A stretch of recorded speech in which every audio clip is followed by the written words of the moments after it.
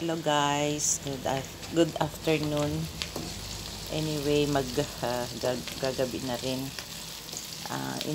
Nagahang ko ng luto para siya ay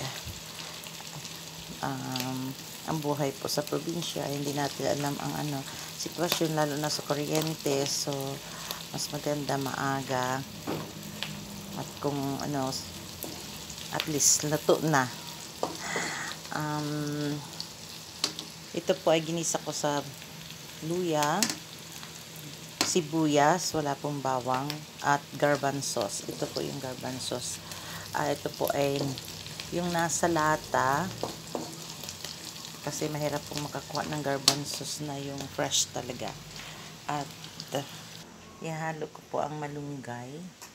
Dinamihan ko po kasi mas gusto ko po maraming gulay. At lalagyan ko po ng ito po, ang 555 tuna. Yan. Nasasabik din po ako sa pagkain na tuna, isda, sardines, So, ilalagay ko po siya. Kaya lulutuin ko po muna itong gulay. Ayan po, yan. Ayan, maano na siya.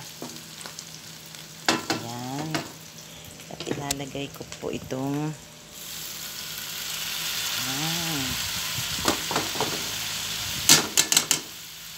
yan, ang malunggay. Sorry po, hindi ko po ma-steady yung dahil hawak-hawak ko po. Medyo nagluloko. Ayan.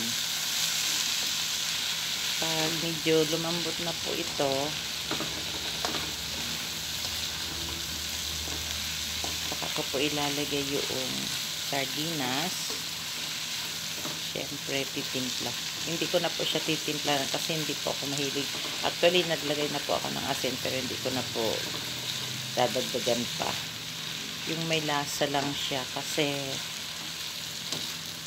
ingat tayo sa maalat na pagkain. Matamis, maalat, masaba. Ayan. Kaya hilig ko po ng gulay talaga. As in.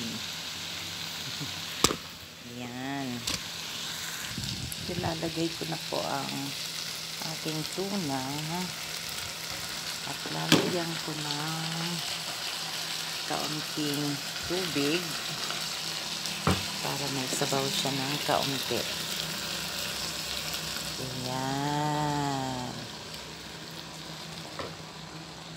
Ayan po ang aking menu sa araw na ito, sa aking hapunan.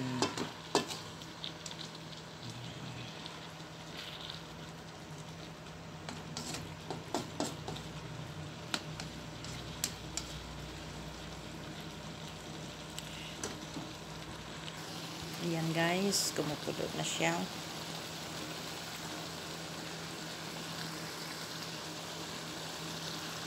Luto na po siya. Luto na po siya. Ayan.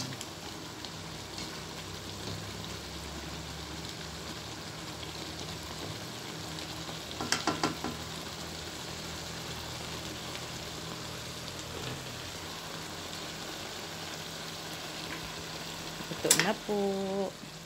At ito naman yung minatamis kong saging. Saba.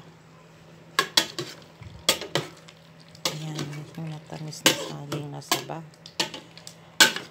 Medyo hindi pa po siya matigas na. Actually, hinog na po yung saging, kaya lang pag nilagay mo sa sukal, kailangan nakaano siya. Malambot ng kaunti. Ayan po. Salamat po sa panonood.